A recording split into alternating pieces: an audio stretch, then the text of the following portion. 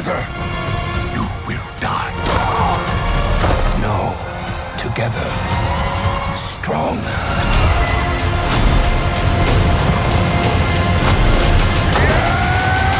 Owen, I want to start with you. It's about legacy and how Caesar his words are being taken differently in this world now. But for you, did you have your own legacy as well to deal with? Because Andy Serkis is so renowned for this role. Was there any hesitation in bringing that on yourself? There wasn't hesitation. This was one of the... Every so often you get a job that comes along and you're like, I would do anything to get to do this, and this was one of those. There was pressure, but fortunately, I got to speak to Andy before filming, and we had such a good team, and these guys were so much fun, and Wes was so, he's just so visionary that like that pressure kind of faded once we really got started. But of course it was there, Yeah. And Freya and Kevin, you've had experience as well with franchises or adaptations of things that people love. Did you feel that as well with this coming into this, that there was that sense of you don't want to muck it up because you were fans of it as well in that sense? I think I feel that every time I take anything on, don't muck it up. But we had this incredible gift on this one where we were students. We were in ape school, and before I showed up, they did 6 weeks. I got 4 weeks. But anyways, it was getting to work on finding the body, trying to find the voice, trying to figure out how to become an ape. You had all of this amazing kind of rehearsal space, which you. Like, to be able to do that for a month, I mean, most movies take a month to shoot the entire thing. There's no rehearsal generally. So I think by the time we all went to camera, we were just ready to rock and roll. Just so excited to do it, to shoot. Yeah. They clearly gave you 4 weeks, Kevin, because they knew you'd be so good at it, so you didn't need as much preparation, clearly. That's what it was, I like you. Freya, so were you involved in this ape school aspect as well? Because you play the human in it, but she's more of a feral human, so did you have to sort of learn that side of it, or were you just there to have fun and laugh at these guys pretending to be apes? Well, I mean, it's actually quite funny because I'd just come off another set and people were asking, what do you want to do next?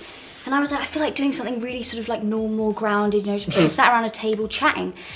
Cut to me out in Australia, walking into this sort of basement to find a bunch of humans running around as chimpanzees, and I went, okay, well this is the next 6 months for me, and I was welcomed in. But yeah, no, I think I always felt a little bit like the odd one out, which is probably great for the role, but there were some bits and bobs we did of me crawling around eating fruit, and you being mean to me, being scary. Yeah. But yeah, no, it was amazing to get to see these guys, transform. Yeah. Do you want to risk judging who was better out of the two of them, or who took longer to get into the ape mindset? No, I would rather not, because one of them might, beat me up afterwards. That's...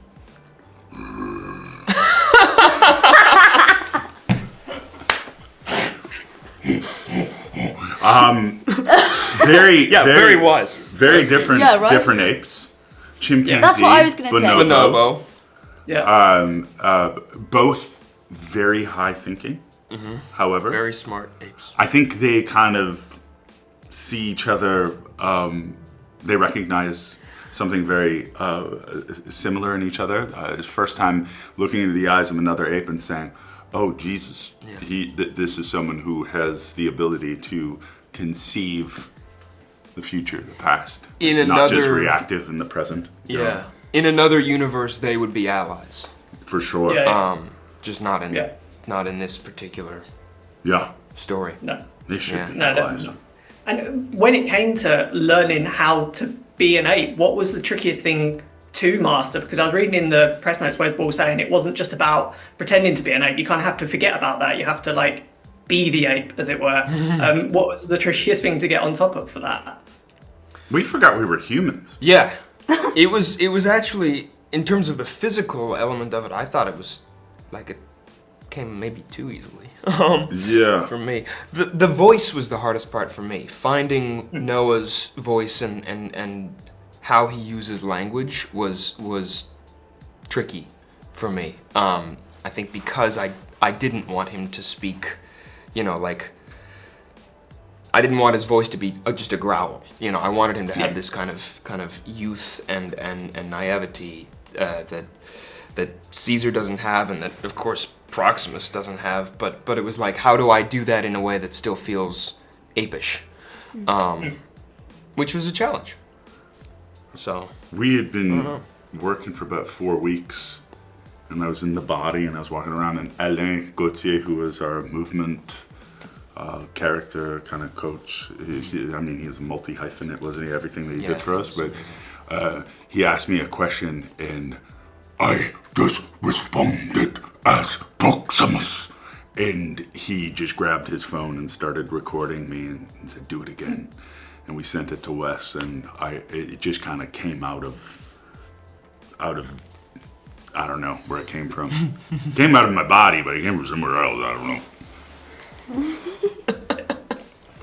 And I like to scare me.